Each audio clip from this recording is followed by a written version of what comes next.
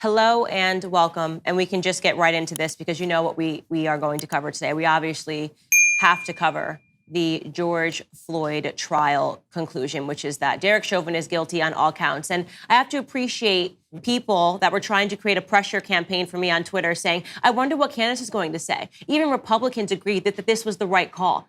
I don't care who agrees that this was the right. I don't care if it's a Republican. I don't care if it's a Democrat. I don't care if it's a white person. I don't care if it's a black person. I am not so much of an intellectual coward that because the mob decides something, because the lie about George Floyd and the way that he lived his life has become so big that we just have to now accept it as the truth. And believe me, this is a lie. Nancy Pelosi yesterday said, quote, "Thank you, George Floyd, for sacrificing your life for justice." She also said, quote, that his name will always be synonymous with justice. George Floyd's name will always be synonymous with justice. You have got to be kidding me. And don't tell me it doesn't matter. It does matter. This is the most important part, that he is now becoming synonymous with justice. Let me remind you guys, I've done it before, right? When the media was spinning all the lies, when the media first came out and they said, oh, George Floyd was just getting his life together. He moved to Minnesota. He got released from prison in 2014. He was just getting his life together. You remember that? Do you guys remember that media depiction of St. George, who was just doing things for kids and just loved the kids and really was trying to set a good example and was just getting his life together?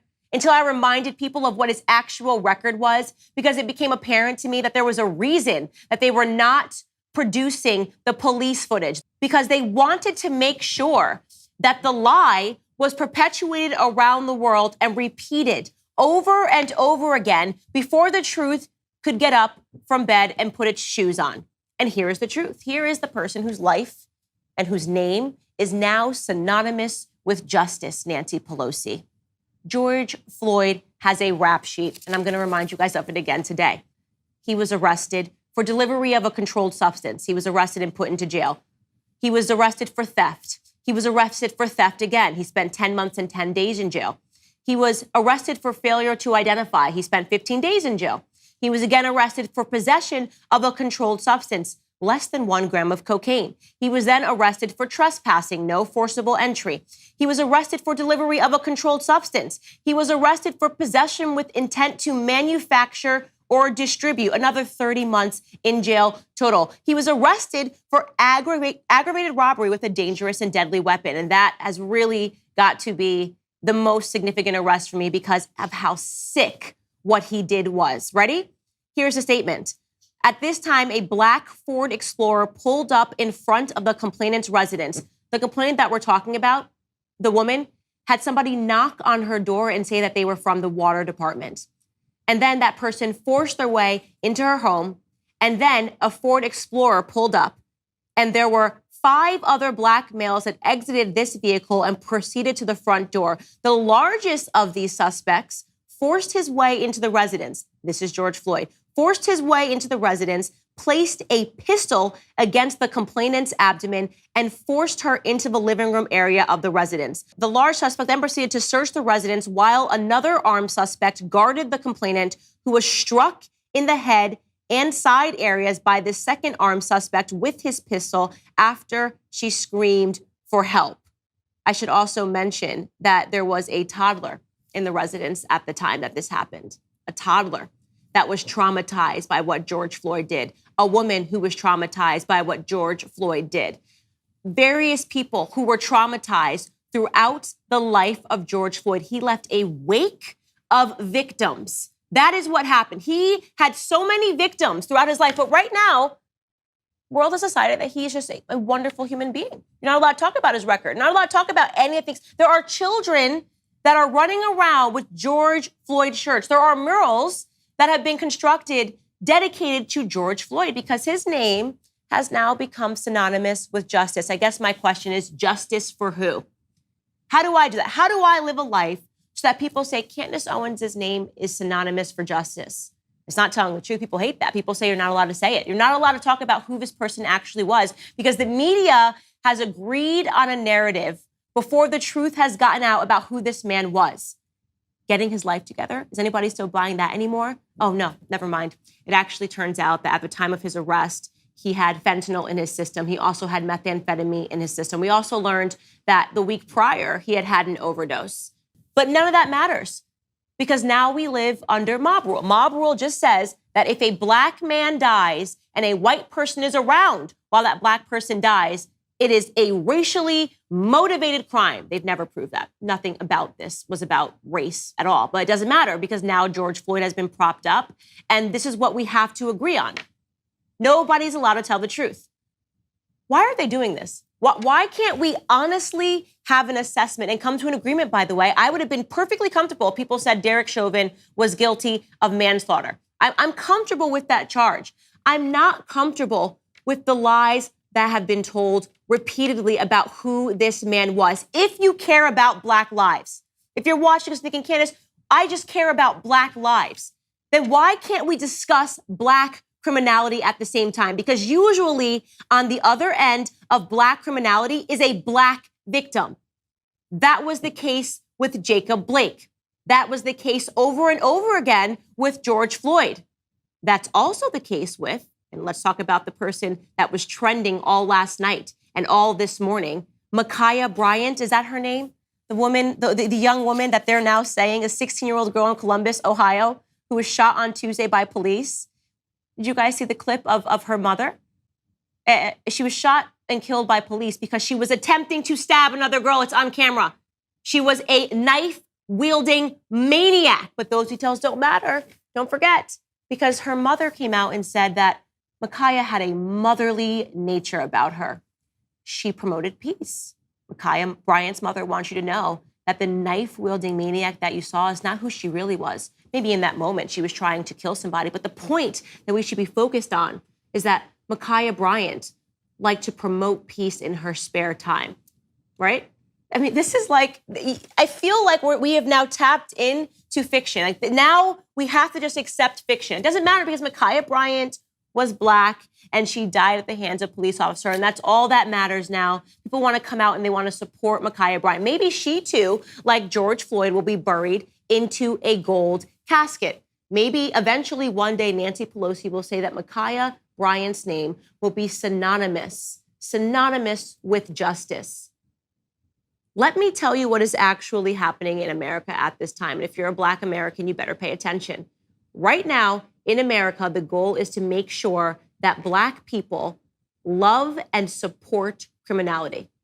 That is the goal. The express goal now is to make Black people believe that we should be in the streets rioting and looting and demanding justice for criminals, right? Because that is what these people are. They're criminals. George Floyd was in the process of committing a crime. I'm not saying he deserved to die. I don't think anybody deserved to die. I think he deserved to be arrested. They attempted to arrest him. Did you forget that part? Have you seen the full video of his arrest? The media refuses to show the full video that shows the police tried to put him into the vehicle multiple times, and he resisted arrest by saying, I'm claustrophobic, because he had just ingested fentanyl. Fentanyl, that thing that's 100 times more potent than morphine. He had just ingested it because he didn't want to again get caught with a controlled substance, as he had done repeatedly throughout his life.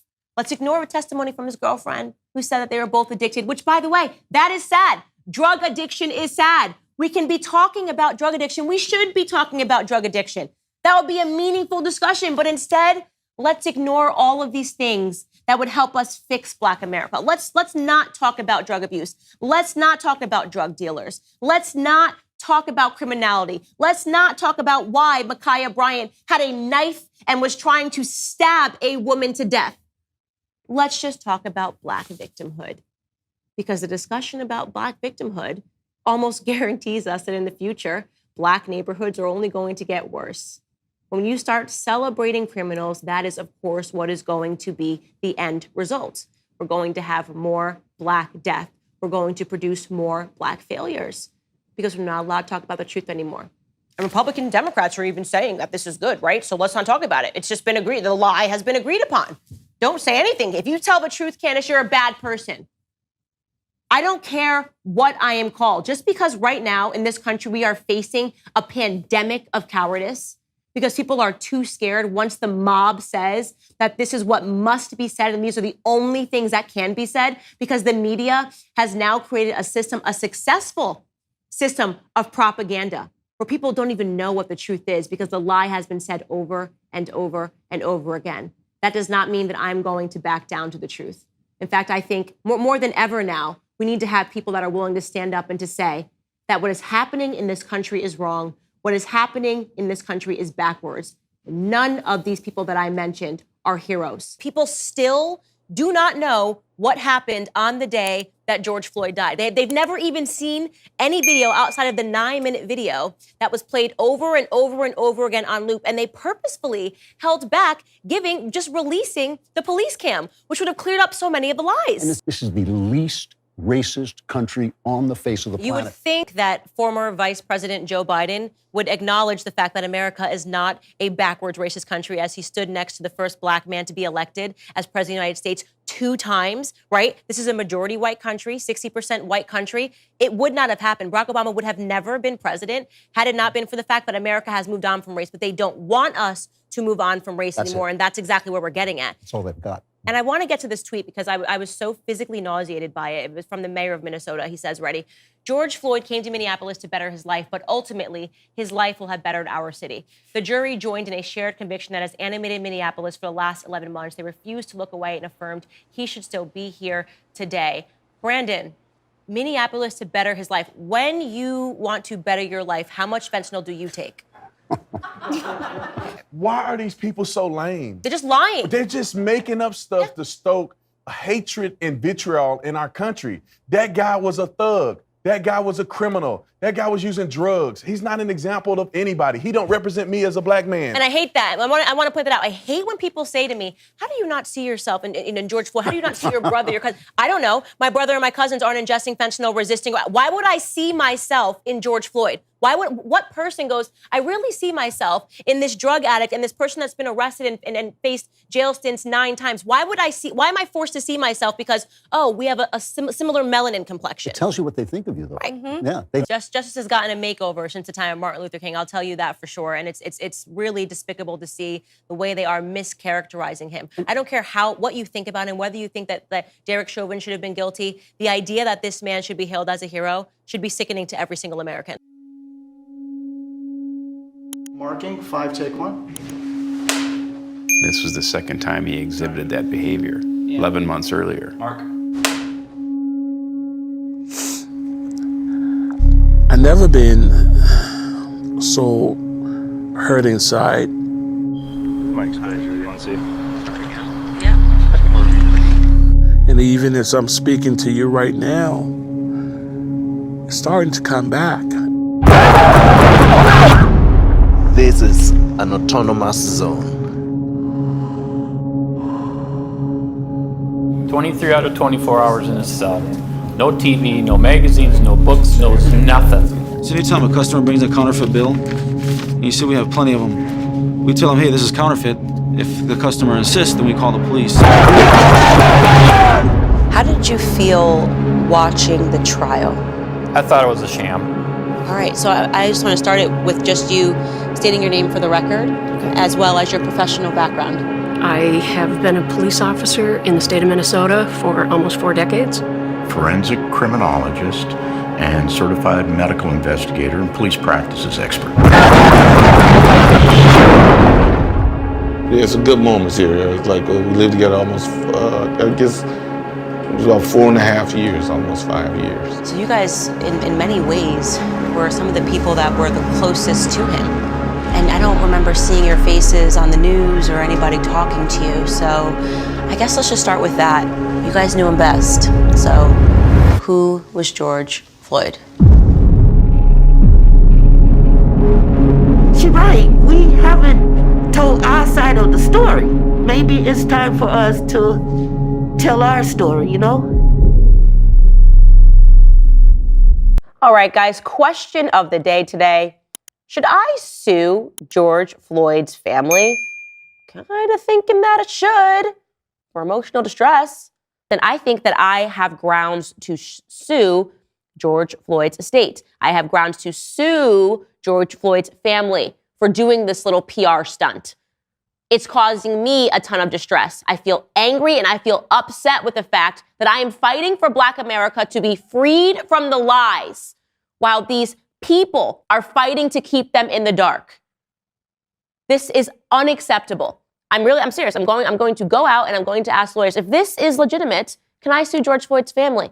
Because I should be able to. In fact, we should be able to sue Black Lives Matter. We should be able to sue the media that is clearly colluding with George Floyd's family so that they can bury the evidence. Nobody is going to shut up. And I will fight tooth and nail for people to see the truth. And that's all I have to say about that.